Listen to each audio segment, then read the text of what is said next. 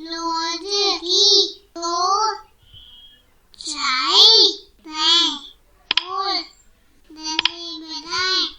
दोस्तों, तो कैसे हैं आप सब। आज मैं आपके लिए एक नई कहानी लेकर आई हूँ और वह कहानी ली गई है आपकी पुस्तक रिमझिम कक्षा 3 NCERT से। और उस कहानी का शीर्षक क्या है? उस कहानी का शीर्षक है टिप टिप्पा। जी हाँ, टिप टिप्पा। और यह एक लोक कथा है। और यह कहाँ की लोक कथा है? यह उत्तर प्रदेश की लोक कथा है। तो इस कहानी का शीर्षक काफी अजीब सा है, टिप टिप्पा। तो क्या होता है इस कहानी में? अब यह जानने के लिए तो हमें कहानी की शुरुआत करनी पड़ेगी। तो चलिए शुरू करते हैं कहानी टिप टिप्पा। तो एक थी बुढ़िया अम्मा और वह रहती थी अपने छोटे से पोते के साथ। और पोते को एक आदत थी कि वह रोज रात सोने से पहले अपनी बुढ़िया अम्मा से कहानी सुनता था। रोज रात वह अपनी दादी की गोद में बैठ जाता और नई नई अलग अलग कहानियां सुनता। अब एक दिन क्या हुआ, उस गांव में बहुत तेज मूसलाधार बारिश हुई। इतनी तेज बारिश कि आज तक किसी ने उस गांव में इतनी तेज बारिश देखी ही नहीं थी। बुढ़िया के घर में भी हर जगह से पानी टिप टिप टिप करके टपक रहा था। अब इस बात से बालक छोटा बच्चा बेखबर था। उसे क्या मालूम क्या हो रहा है। उसे तो बस एक ही धुन सवार थी कि हो गई है रात, तो मुझे क्या करना है, बैठना है अपनी दादी की गोद में और एक बहुत ही मनोरंजक कहानी सुननी है। तो वह अपनी दादी की गोद में बैठा और कहानी सुनने के लिए मचल रहा था। पर दादी उस पानी के गिरने से परेशान होकर चिढ़कर बोलती, अरे बचवा, का कहानी सुनाई, ये टिप टिप्पा से जान बचे तब ना।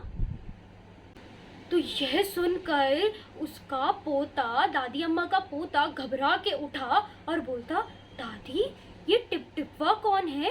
क्या ये शेर और बाघ से भी बड़ा होता है? दादी ने ऊपर देखा, छत की तरफ टपकते हुए पानी को, बोलती, हाँ बचवा, ना शेरवा के डर ना बगवा के डर, डरता डर टिप टिप्पा के डर। संयोग से एक बाघ उस झोपड़ी के पीछे बैठा हुआ था। किस वजह से? अपने आप को बारिश से बचाने के लिए। अब उसने टिप टिप्पा के बारे में सुन लिया तो वो भी डर गया कि अरे, ये कौन सी चीज है जो ये बुढ़िया अम्मा बोल रही है कि ना वो बाघ से डरती है और ना वो शेर से डरती है, वो डरती है तो टिप टिप्पा से डरती है। ऐसी क्या चीज है ये? जरूर ये कोई बड़ा सा जानवर होगा जो हर किसी पर हमला कर देता होगा। तो इससे पहले कि वो टिप टिप्पा मुझ पर हमला करे, मैं एक काम करता हूँ, यहाँ से 9 2 11 हो जाता हूँ। यह सोचते ही बाघ वहां से भाग गया। अब उसी गांव में एक धोबी भी रहता था। अब धोबी भी सुबह से इस बारिश के कारण बहुत परेशान था, क्योंकि उसका गधा खो गया था और वह सुबह से बारिश में भीगते भीगते अपने गधे को ढूंढ रहा था। अब इससे परेशान होकर धोबी की पत्नी ने बोला कि आप एक काम क्यों नहीं करते, पंडित जी के पास जाइए, उन्हें तो सबकी खबर होती है, वे बहुत ज्ञानी हैं, तो उन्हें ये भी पता होगा कि हमारा गधा कहाँ है, तो आप उनके पास जाइए और उनसे पूछिए। धोबी को अपनी पत्नी की बात जच गई, तो उसने अपना मोटा सा लठ उठाया और चल दिया पंडित जी के पास। पंडित जी भी बारिश से बड़ा परेशान थे और वह भी अपने घर से एक बर्तन में पानी उलीच कर बाहर फेंक रहे थे। तभी वहां पहुंचा धोबी और धोबी ने क्या बोला, पंडित जी, मेरा गधा सुबह से मिल नहीं रहा है, मैंने हर जगह ढूंढ दिया, कृपया कर आप अपनी पोथी निकालिए और उसमें से पढ़कर बताइए कि मेरा गधा कहाँ है। अब सुबह से पानी उलीच कर पंडित जी बहुत थक गए थे। तो जैसे ही उन्होंने धोबी की ये बात सुनी, वह झुंझला पड़े और बोले, मेरी पोथी में क्या तेरे गधे का पता ठिकाना लिखा है जो आ गया यहाँ पे पूछने? जाके ढूंढ उसे किसी पोखर के गड्ढे में। गया। अब यह बात बोलते ही पंडित जी फिर से अपने घर का पानी उलीच उलीच कर बाहर फेंकने लगे। पंडित जी की बात सुनकर धोबी वहां से चला गया। चलते चलते धोबी एक तालाब के किनारे पहुंचा। तालाब के पास घास बहुत बड़ी बड़ी हो रखी थी। तो धोबी ने सोचा हो सकता है मेरा गधा यहीं पर हो। तो वह उस बड़ी बड़ी घास में अपने गधे को ढूंढने लगा।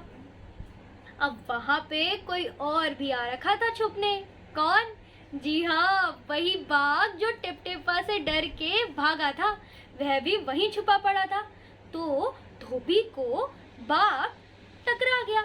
अब अंधेरा इतना था कि उन्हें समझ ही नहीं आया, धोबी को समझ ही नहीं आया कि ये बाघ है कि गधा। उसे लगा ये मेरा गधा ही है। उसने लिया अपना मोटा लठ और बरसाना शुरू कर दिया। किस पर? बाघ पर। और यह हमला एकदम से हुआ तो बाघ बेचारा संभल भी ना पाया। तो है यही टिपटिपा है, अगर इससे जान बचानी है तो जो ये कहे बिना कुछ ना नुकुर करे करते जाओ।